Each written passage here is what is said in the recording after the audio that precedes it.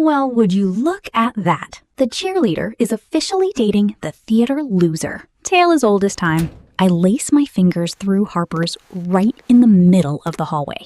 We barely make it 2 steps before some random guy steps directly into our path. His gaze drags down my uniform. What a waste. 5 minutes with me? I'd fix you both. My stomach violently rebels. Before the acid even hits my throat, Harper's boot connects cleanly with his shin. He folds in half, clutching his leg. If every other human on Earth dropped dead, I'd sooner gouge out my own eyes than be with you, I said, then fist the collar of Harper's shirt, crashing my mouth into hers. Let them all choke on it. Graduation was supposed to be our triumphant movie ending. I actually did it. I dragged the cheer squad to a state victory with a flawless fake smile, right before Harper got a literal standing ovation for her final play. Down by the senior bonfire, we held hands in the dark, officially convinced we were invincible. Fast forward to our new, ridiculously cramped apartment. The fairy tale is over. Instead of sleeping, cold sweat currently glues my hair to my forehead. My chest heaves in the pitch-black room, fighting for air. I can still feel the phantom scrape of my mother's manicured claws digging right into my windpipe. She didn't just let me walk away. She's waiting. Harper stirs beside me. Her arms instinctively wrap around my shaking ribs, pulling me flush against her chest. I've got you. Her lips press firmly against my temple. I know. The lie coats my throat. She has no idea the monster is just waiting to strike. Turns out, escaping my mother's warfare didn't automatically grant us a happily ever after. It just gave us a brand new reality: rent. To afford our mildew-scented shoebox, we spent the summer slinging caffeine downtown. Harper was a walking disaster behind the espresso machine, but her theater kid charisma practically printed tip money. I, on the other hand, specialized in glaring at customers until they ordered faster. A flawless system until some random senior barista decided my girlfriend was on the menu. I could totally teach you how to pour a swan after we close. He leans way too far over the counter, trapping Harper against the syrup rack. My vision tunnels. I slam a stack of ceramic mugs onto the steel counter. The sharp clack makes him physically flinch. I slide in, seamlessly pinning Harper between my body and the counter, my nails biting directly into her hip. Decaf. Table 4. I shove the order ticket flat against his chest, and she's busy after closing. With me. He scrambles away like a kicked dog. Good. Harper turns in my arms, a knowing smirk playing on her lips. Her thumb reaches up, swiping a dot of milk foam from my cheek. You're an absolute menace, Woolworth. He was undressing you with his eyes. One more second and I would have blinded him with the steam wand. She laughs, that bright, open sound that completely unravels my armor.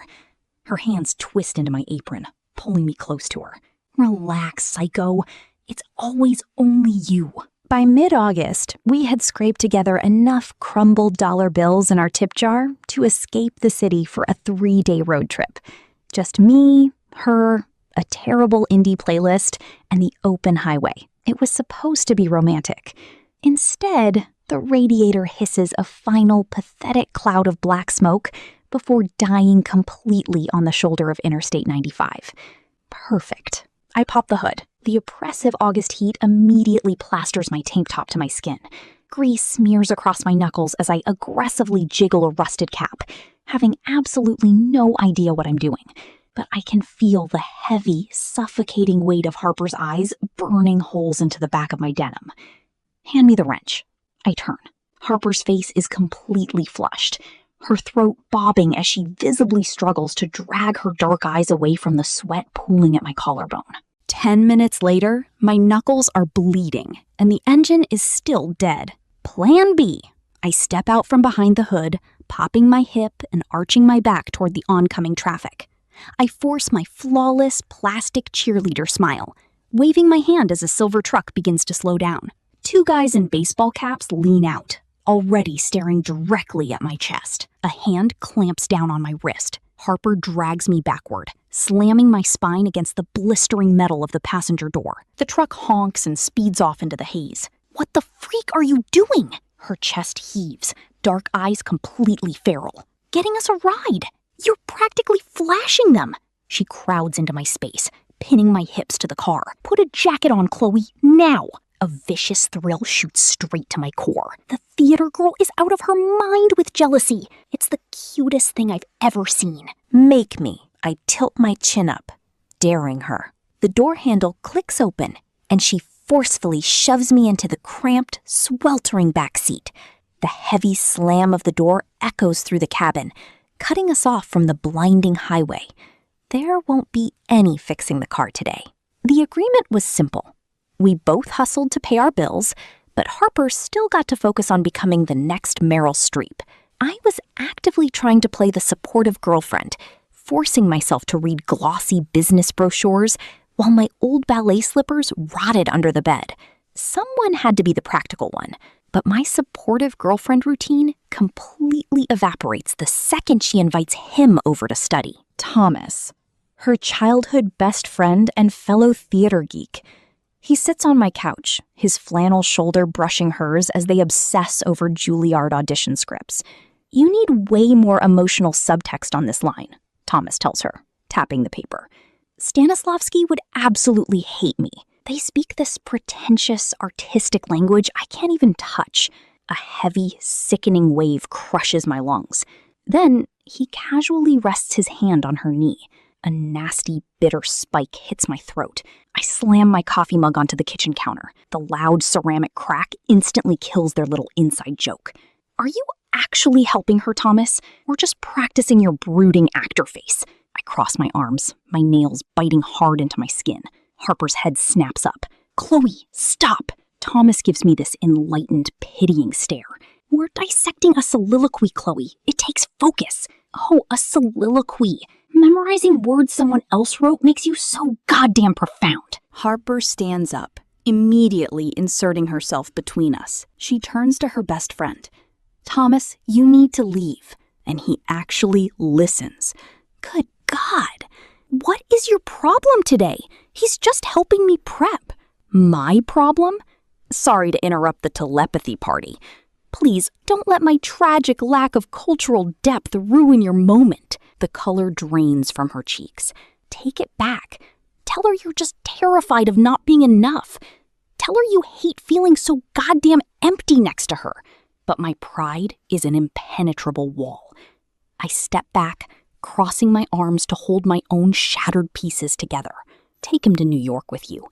Looks like you've already found my understudy anyway. I drop the New York bomb and brace for impact. Deep down, I actually want her to deny it, to swear her undying loyalty like we're starring in one of her stupid stage plays. Instead, Harper doesn't even blink. Her dark eyes harden. Is that what this is really about? You think I'm collecting them? Kyle at the cafe, Thomas on my couch. I dig my nails into my palms until the skin nearly splits. You totally thrive on it. You soak up all this pathetic male validation, and I'm just supposed to stand quietly in the corner? Are you out of your mind? You don't make me feel safe, Harper. Oh, it's bad. I know it's bad the moment I said it. A dark, defensive fury replaces the shock on her face. She closes the distance, her index finger jabbing aggressively into my collarbone. Excuse me? You want to talk about feeling safe? Let's talk about the highway, Chloe. Let's talk about walking down literally any street in this town. I slap her hand away. My pulse stumbles. You think I don't see it? She steps right back into my space. I see every disgusting guy staring at your chest, and you just stand there. You weaponize the fact that you can still bend the world to your will with a low-cut shirt. How the heck do you think that makes me feel? She actually thinks it's vanity? She thinks my survival mechanism is a game? Tell her it's armor. Tell her you only want her eyes on you. Guess it's true then. To you, I'm really just a dumb blonde cheerleader who peaked in a small town. Harper's eyes widen, but I don't give her a single second to interrupt. Go ahead! Say it! Tell me how pathetic it is. I'll play the part. Feel free to judge me from your pedestal. The absolute betrayal in her eyes makes my stomach churn. She turns on her heel and walks into the bedroom. 72 hours of agonizing silence follow. The apartment shrinks to the size of a shoebox, yet a freezing canyon splits it down the middle. We navigate the narrow kitchen like hostile ghosts, carefully twisting our hips so not even a millimeter of cotton brushes against denim. At night, I lie awake on the very edge of the mattress. The sheets are ice cold. My body physically aches with withdrawal. I want to reach across the dark, bury my face in her neck, and inhale that vanilla scent until my brain finally shuts off. But my pride is an immovable anchor. I just stare at the peeling paint, starving to death right next to the only person who can save me. Playing the silent treatment game while working an 8-hour shift in a coffee shop the size of a closet is practically an extreme sport. It's day 4, and my stubborn pride is the only thing keeping me from begging for her attention. Then, the universe intervenes. Scalding milk splatters across the steel counter. Harper yanks her arm back, cradling her reddened, blistered skin. My stomach drops. I lunge around the espresso machine, but a flannel-clad arm beats me to it. Thomas! He leaps from his corner table, invading the employee area, his hands hovering over hers like some hero. The old me would have just thrown a punch. The new, calculating me knows exactly how to play this. I instantly widen my eyes, forcing my breathing to hitch into a panicked rhythm. I grab our manager, Dave, pointing at the sleaze bag with a perfectly trembling finger. Dave, he just grabbed her. He wouldn't let go when... I'm so scared. Dave immediately puffs out his chest. He marches over, barks at Thomas to get out from behind the employee counter, and physically hauls the sleaze bag out the back exit, yelling about calling the cops. I instantly drop the fragile, terrified act. I slip out the back door right after them. The damp alley smells like rotting garbage. The guy is dusting off his jacket, turning toward me with a nasty sneer. You crazy... My steel-toed boot connects viciously with his kneecap. A sickening crack echoes off the brick. He folds into a filthy puddle, clutching his leg in pure agony. Stay away from my girlfriend. The back door creaks. Harper stands in the frame, clutching a wet paper towel over her burn. Her dark eyes drop to the whimpering guy on the ground, then slowly rise to meet my feral stare. She doesn't run. She just steps back, holding the door open for me. The cramped break room smells like bleach and burnt espresso. My hands tremble as I smear burn ointment over her knuckles. The freezing ice of the last 3 days instantly melts. A single hot tear escapes my eyelashes, splashing onto her wrist. I'm sorry. I've been an absolute nightmare. I'm terrified I'll never be enough. It broke me to see him touch you because he actually makes sense, Harper. He fits your brilliant world, and I'm just the girl you're stuck with. Are you crazy? He means nothing. You are my everything. Her good hand slides to the back of my neck, her thumb gently brushing the wetness from my cheek. I'm sorry too. Her fingers tangle fiercely in my blonde hair. I finally look up. Her dark eyes are brimming with tears. You're the most beautiful girl I've ever seen. She rests her forehead against mine. Every time they look at you, I panic. I'm so incredibly scared that one day you'll wake up and realize you're way too good for a broke theater kid. My chest completely caves in. Too good for her? She's the sun. I'm not leaving you behind. Her grip on my neck tightens, anchoring me. My dream isn't complete without you in it. Come to New York with me. We'll figure it out. Please. A strangled sob rips out of my throat. I crash my mouth against hers, desperate and completely starving. She pulls me flush against her chest, kissing me back with a frantic, consuming heat that burns away every lingering doubt. Her hands drop to my waist, hoisting me onto the edge of the break room counter as my legs wrap tightly around her hips. I reach back, blindly hitting the lock on the door. We were officially in the agonizing purgatory of waiting for Juilliard's email. To distract ourselves from refreshing her inbox every 5 seconds, we spent the week surviving on cheap coffee and romanticizing how perfectly miserable we'd be in a tiny Brooklyn apartment. We were actually happy. Then Harper's phone rang, and it definitely wasn't an admissions counselor. The FBI had just raided her dad's office, not for a cute little tax mix-up, but for massive corporate embezzlement. When Harper drops her phone onto the mattress, her voice trembling as she chokes out the name of the firm he supposedly defrauded, my blood turns to absolute ice. Oak Haven Holdings, a ghost subsidiary, owned exclusively by my mother. The realization hits me like a runaway freight train. She framed him. It's a flawless, calculated hit. Every single cent tied to the Hayes family gets frozen by the state overnight. Harper, legally an adult for exactly 5 minutes, suddenly inherits a mountain of federal legal fees and 0 assets. We were already splitting instant ramen just to make rent. Now, my mother just tied a concrete block to her ankles and smiled. My vintage Chanel flaps and pristine Prada totes were the first casualties. I pawned my entire past life just to keep us from eating plain boiled potatoes for the 4th day in a row. Turns out, surviving the real world requires a lot more than just spite. It requires an ugly polyester uniform at a discount shoe store. I'm literally on my knees, wrestling a stiff faux leather boot onto a customer's foot, when an unmistakable, shrill laugh cuts through the aisle. Juliet, my old high school orbit, the elite circle I used to rule. I keep my head down, but she spots the blonde hair. Chloe? Oh my God, is this a joke? Juliet steps closer, holding a half-empty iced matcha. Her eyes drag over my name tag, lighting up with pure, vicious glee. I heard you got kicked out. So sad. Are you really playing the struggling peasant now? She tilts her cup. Green liquid splatters across the linoleum, splashing directly onto my bare knees. Oops, missed the trash can. Be a doll and clean that up, yeah? My jaw locks so hard my teeth ache. I grab a wad of paper towels and start wiping the floor. I absolutely refuse to give her the satisfaction of a reaction.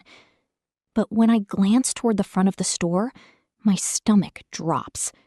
Harper is standing on the sidewalk just outside the storefront glass. Her hands are pressed against the pane, her dark eyes completely shattered. She saw everything. She doesn't mention it when we get home. We don't really talk at all lately.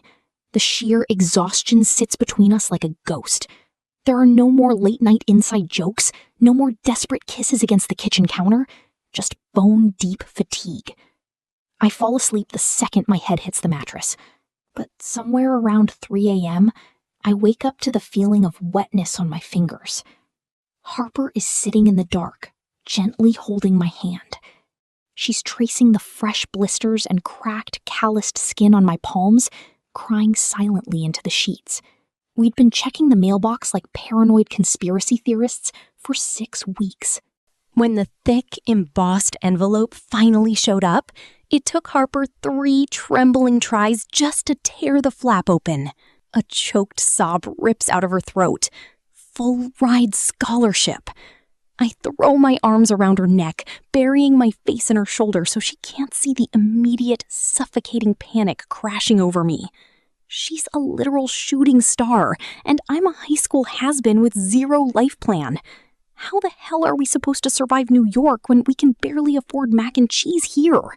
But I pull back and flash my flawless, pageant-ready smile. I am so proud of you. The illusion shatters 20 minutes later when I step outside to toss the garbage. Thomas is waiting in the freezing shadows of our stairwell. She got in, didn't she? He asks, leaning against the chipped brick. Get lost. I toss the bag into the dumpster, not giving him the satisfaction of looking at him. He doesn't move. Wake up, Chloe. She has the entire world waiting for her. You don't even know who you are without a cheer uniform in your family. A sickening spike hits my bloodstream. Shut up. I can pay off her dad's legal debt, he says quietly, dropping the ultimate bomb. I can give her a clean slate in the city, let her go. Run back to your mother's mansion and be the perfect little Nepo baby you were always meant to be. My stomach drops straight onto the concrete, but my pride is a feral, starving thing. I step right into his space, my nails biting so hard into my palms that they ache. I would die before I let her go. I shoulder aggressively past him, storming back up the stairs. Harper's POV. I always knew Chloe's mother was a literal supervillain, but I didn't expect her to casually materialize in our apartment. I was in the middle of a mental breakdown over my dad's federal legal fees when she dropped a pristine manila folder onto our thrift store coffee table. The multi-million-dollar debt? A total fabrication. One phone call and your father's prison sentence disappears. You take your Juilliard scholarship and go play pretend in New York. My stomach drops. What's the catch? You let my daughter go. She smooths her immaculate designer coat, gesturing vaguely at our water-stained ceiling. You are dragging a Woolworth heir into the gutter. She's starving. Release her, Harper, and you both get your lives back. 20 minutes later, my lungs are burning under the blinding fluorescent lights of the outlet mall. I stop behind a promotional shoe rack, catching my breath. Chloe is slumped over the metal cash register. The sight physically punches the air out of my lungs. She looks like a hollowed-out ghost of the untouchable head cheerleader I fell in love with. Dark bruises carve under her eyes. Her collarbones jut sharply against a faded, oversized blouse. The perfect nails she used to tap against my chest are chipped to the nail bed, bleeding from hauling cardboard boxes for 12 hours a day. She is literally destroying herself to keep us afloat. Her mother is right. I'm a parasite. She is the most brilliant, precious thing I have ever known, and watching her slowly starve herself is physically killing me. I have to break her heart so her mother can buy it back. I aggressively wipe my wet cheeks, forcing my spine straight. I practice a dead, unfeeling stare in the reflection of the storefront window. I take a breath and push the heavy glass door open. The entrance bell chimes. Chloe's head snaps up from the cash register. The dark, exhausted bags under her eyes instantly vanish, replaced by a desperate, pure relief. She reaches across the metal counter, her blistered hands searching for a lifeline. I step back, dodging her touch like it burns. We're done, Chloe. I stare at a scuff mark on the linoleum. Looking at her devastated face will absolutely ruin my resolve. She physically recoils. Harper? What? Did something happen? She scrambles around the counter, grabbing my jacket sleeve. Are we short on rent again? I can pick up a night shift. I promise I'll fix it. There's nothing to fix. I rip my arm away. I'm suffocating. This whole us against the world thing was just an experiment. I never loved you. Her knees buckle. She hits the cheap floor with a heavy thud, fisting my jeans. No, stop, please. Hot tears spill down her hollow cheeks. The untouchable head cheerleader reduced to a broken mess at my feet. I'll stop complaining. I'll be better. I love you. My heart tears itself in half. Time for the kill shot. Well, I'm with Thomas. The lie tastes worse than poison. Chloe's desperate grip goes completely slack. He actually has a future. I press on, channeling her mother's elite, disgusting sneer. Look at yourself, Chloe. We both don't deserve this. Go beg your mother for your life back. I wait for the explosion, for her to scream, to slap me, to unleash her usual venom. Instead, a chilling, dead emptiness washes over her face. The brutal lie clicks perfectly into place. She actually believes it. Her hands fall limp against the dirty floor. Complete surrender. I turn my back and shove through the heavy glass door.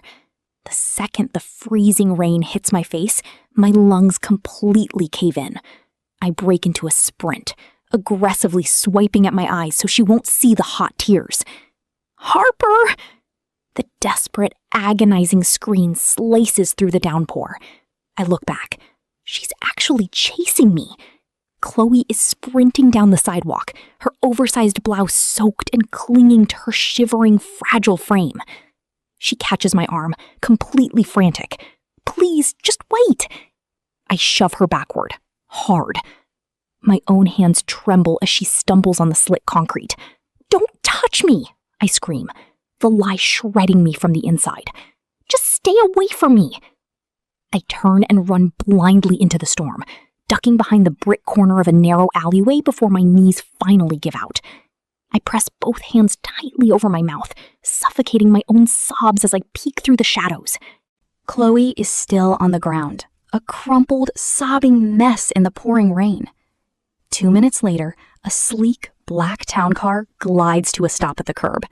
The door opens. Mrs. Woolworth steps out. She doesn't even flinch at the mud. She just reaches down, gripping her daughter's arm, and pulls a completely broken, lifeless Chloe up from the gutter and into the warm, expensive leather of the back seat. The heavy door clicks shut. The car seamlessly disappears into the city haze, carrying my entire world away with it. I slide down the rough brick wall, the freezing rain soaking me to the absolute bone. 2 years later.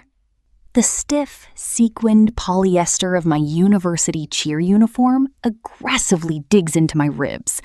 I cross my legs, glaring at the velvet balcony railing. I am freezing in an over-air-conditioned theater because Jason, my father's hand-picked trust fund fiancé, couldn't wait 20 goddamn minutes for me to shower after practice. Jason leans close, his obnoxious cologne entirely suffocating. Watch the lead actress, Chloe. Absolute perfection. The heavy red curtains part. The blinding spotlight hits center stage. My lungs completely cave in.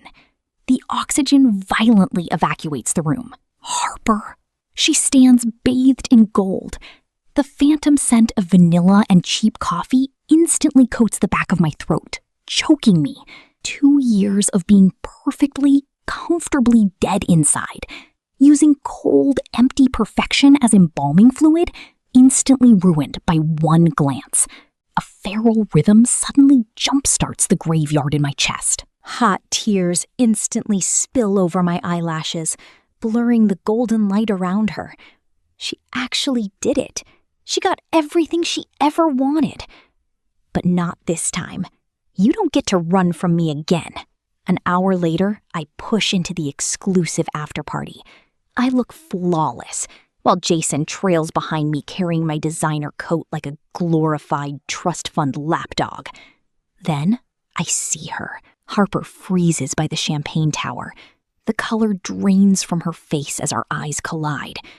Her gaze drops to Jason, and a raw, agonizing flash of heartbreak crosses her features. Sad? A feral anger ignites in my chest. You don't get to be sad. She takes a shaky step forward, pushing through the crowd. Chloe? Her heel catches the thick Persian rug. She stumbles, dropping right to her knees at my feet. Perfect. I smoothly snatch a Coke from a passing waiter. I crouch down, my palm cracking viciously across her cheek. A burning red mark instantly blooms. Maintaining icy eye contact, I tilt the glass, letting the dark liquid cascade over her head. You always did look better on your knees.